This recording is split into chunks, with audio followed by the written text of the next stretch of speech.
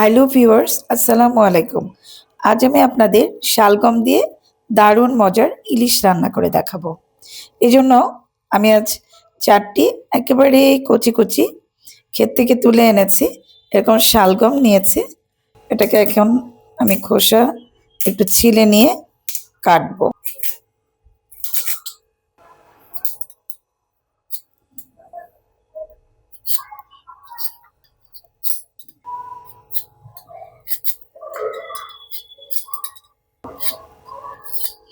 যেভাবে পাতলা খোসাটা কেটে ছিলে নিচ্ছি।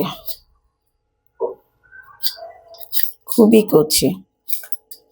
অনেকে শালগম খেতে চান না, কিন্তু এভাবে রান্না করলে খেতে কিন্তু খুবই মজা লাগে। অনেকে আবার বলেন আগে কখনো খাইনি তাই খাবো না, কিন্তু নতুন করে তো শুরু করা যায়। ছিলে নিয়েছি, এভাবে এখন কেটে নেব আমি। খুবই নরম।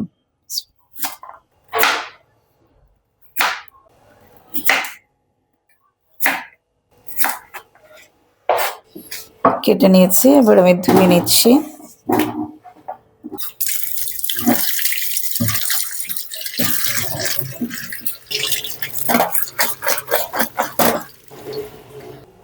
আর এরকম একটা ছোটখাটো ইলিশ নিয়েছে। ইলিশের ৭-৮টা পিস করেছি, এবার আমি সেটা ধুয়ে নিব। ইলিশের মধ্যে ডিম আছে, কেটে নিয়েছি। ইলিশ মাছ এত ধুতে হয় না। এবার রান্না শুরু করব। প্রথমে আমি একটি কড়াই নিলাম, কড়াইটা একটু গরম করে তাতে ৫ টেবিল চামচের মতো তেল দিয়ে দিচ্ছি। তেলটা একটু গরম হলে ২ টেবিল চামচের মতো পেঁয়াজ দিয়ে দিলাম।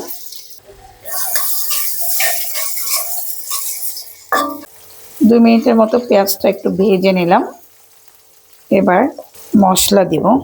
১ টেবিল চামচ পেঁয়াজ বাটা দিলাম। ১ টেবিল চামচ আদা রসুন বাটা দিয়ে দিলাম।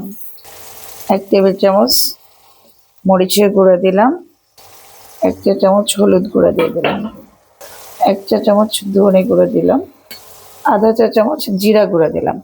ইলিশ মাছে আসলে ধনিয়া অথবা জিরা কিছু না দিলেও চলে, কিন্তু শালগম যেহেতু নিয়েছি সেজন্য আমি এখানে এই মশলাটা দিচ্ছি। মশলাটা একটু কষিয়ে নিচ্ছি।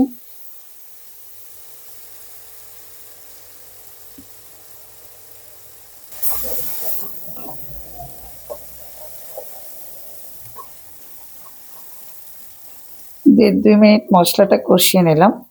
দেখুন তেল উপরে উঠেছে। এই সময় আমি শালগমগুলো দিয়ে দেবো।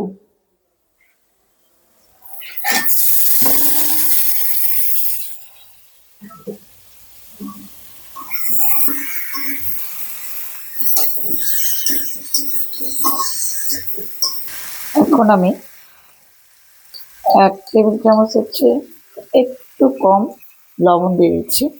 এখানেও খুব বেশি লবণ লাগে না। বেশি লবণ হলে খেতে ভালো লাগে না।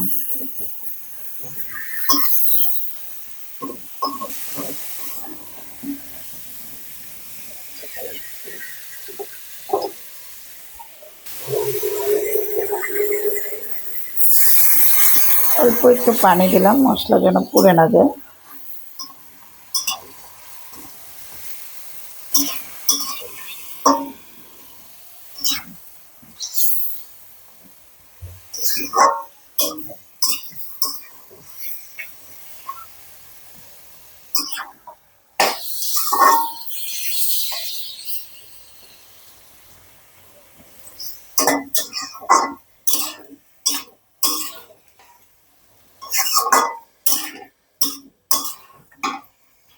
এবার অল্প সময়ের জন্য আমি একটু ঢাকা দিয়ে দিচ্ছি। আঁচটা মাঝারি চেয়ে একটু কমিয়ে দিলাম। ৪ মিনিট পর ফিরলাম। শালগমটা একটু শক্ত তরকারি, এর মধ্যে এটা কষিয়ে নিলাম এবং পানি দিয়ে দিব। এটা একটু ঝোল ঝোল রাখবো, সেজন্য এখানে বেশ খানিকটা পানি দেব।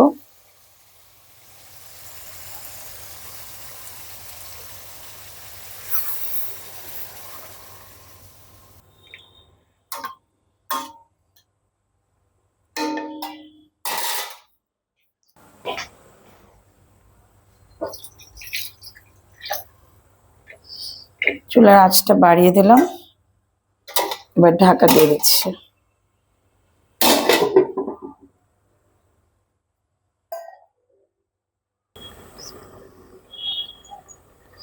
ঢাকনাটা খুললাম কয়েক মিনিট পরে, তরকারিতে বলক আসছে আর এটা সেদ্ধ হয়েছে কিনা দেখছি।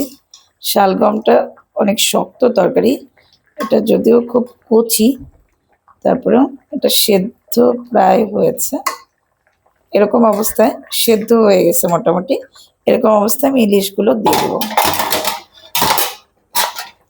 ইলিশ আবার খুব নরম, সেই জন্য আমি আগে আগে দিইনি, বেশিক্ষণ যেন ইলিশ রান্না না করতে হয়, সেই জন্য আমি মাছ দিয়ে দিচ্ছি এই সময়টায় তরকারির মধ্যে। এবার দিয়ে দিলাম ভেতরে।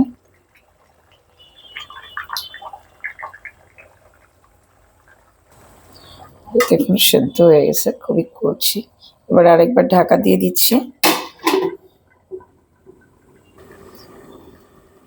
6 মিনিট পর ফিরে আসলাম।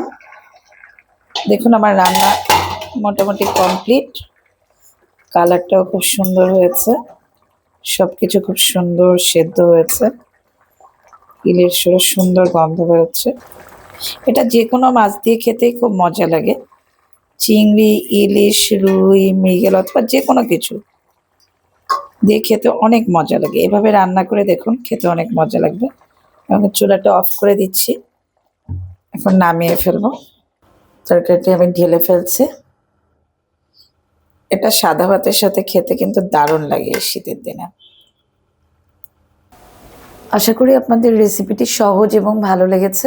ভালো লাগলে প্লিজ আমার চ্যানেলকে সাবস্ক্রাইব করুন আর পাশে থাকা বেল আইকনটি ক্লিক করুন। আর যারা ইতিমধ্যেই সাবস্ক্রাইব করেছেন তাদের অসংখ্য ধন্যবাদ। সবাই ভালো থাকবেন। আল্লাহ হাফেজ।